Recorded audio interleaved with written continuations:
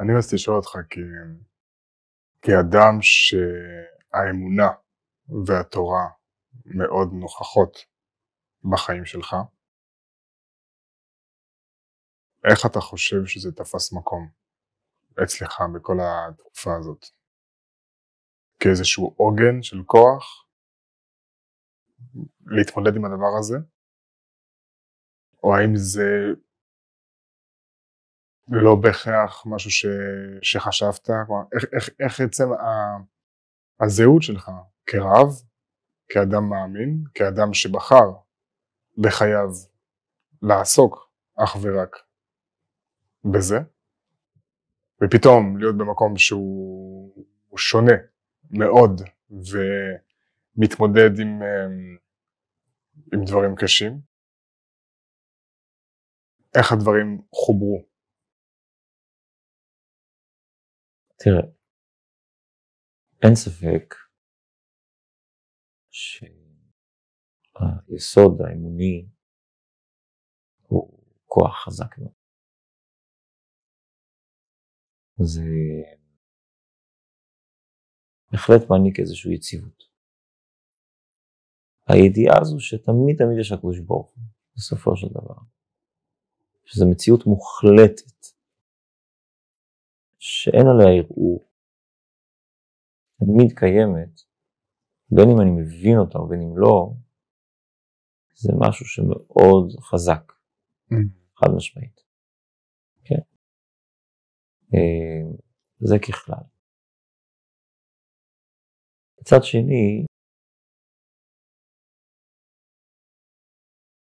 יש פה בעיה. מה אני מתכוון להגיד? כי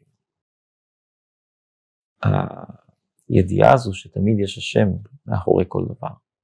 אם יש השם, אז כנראה יש סיבה. כנראה יש איזושהי תכלית. אפשר אולי לומר אפילו תכלית רצויה, כמה שאנחנו לא מבינים אותה. היא באיזשהו מקום עלולה להכניס אותנו סוג של אפתיות קצת. כאילו, לא להתרגש ממה שקורה. לא להתפעל מזה, כי כאילו יש סיבה. אם הכל מכוון, אם יש כל הזמן בעל הבית אחראי פה על האירוע, אז מה אתה צריך? כאילו מה, יש מי שמבין מה קורה פה. אתה לא מבין, בסדר.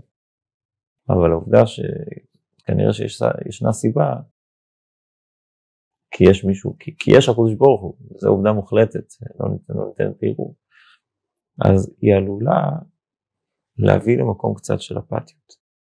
אני חושב שבזה האמונה היא קצת עלולה לפעול פעולה לא רצויה. קצת לנתק אותך מהאנושיות שלך.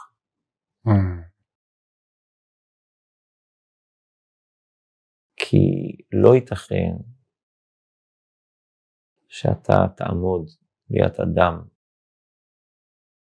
שסובל, סבל, מר, בלתי יתואר, כאבים, צורח מכאבים.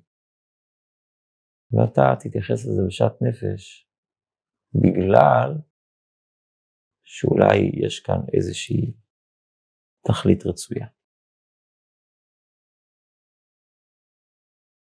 באופן עקרוני זה יכול לקרות. סתם ניקח דוגמה הכי פשוטה.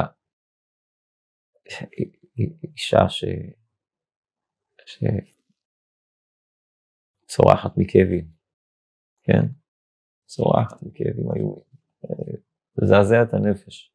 הכאבים שאתה רואה מישהו שסובל כך. ואז אתה רואה את בעלה. או האדם הכי קרוב לה, עומד ליד ושמח, וצוחק. למה? כי הוא מבין שזה צירי לידה, שעוד רגע הילד בא. אז ברגע שאתה מבין את האירוע, ברגע שיש לך איזשהו סיטה, אתה מבין את התכלית הרצויה שעומדת מאחורי הדברים, אז קשה לך לכאוב בכאבו של האדם. אתה רואה כרגע את התכלית. אתה מסוגל אפילו לצחוק ולשמוח, שבן אדם סובל לידך. כי אתה מבין כאילו שיש פה איזושהי תכלית. אבל פה אתה מבין את התכלית. פה, בדיוק, פה אתה מבין. אבל כשאתה לא מבין, אתה צריך להישאר אנושי, ולהזדעזע מזה, ולא לומר שבגלל שיש איזה, כנראה, בגלל שהקדוש ברוך הוא, יש לו איזושהי תכלית, אז בגלל זה אני צריך להתייחס לזה בשעת נפש. אתה מאבד את החיבור הרגשי האנושי שלך לדברים. זה לא אנושי. כי ברמה האנושית, אתה יודע מה, אפילו כשאתה מבין את התכלית, צריך לכאוב לך כשבן אדם כואב, לא משנה. כי אם אתה מספיק אנושי, גם אם זה אישה שקוראת ללדת, קצת צריך לכאוב לך כשכואב. הלכת כמה כשזה נראה לך כמו כאבים לחינם. שאתה לא מבין למה. אז לכן אני אומר, יש פה איזשהו סוג של עבודה. לא לאבד את האנושיות. לחיות את האמונה. זאת אומרת, זה קצת מכיוון הפוך אני מביא. כאילו, העבודה היא לא על האמונה. העבודה היא זאת אומרת, מה המקום של האמונה?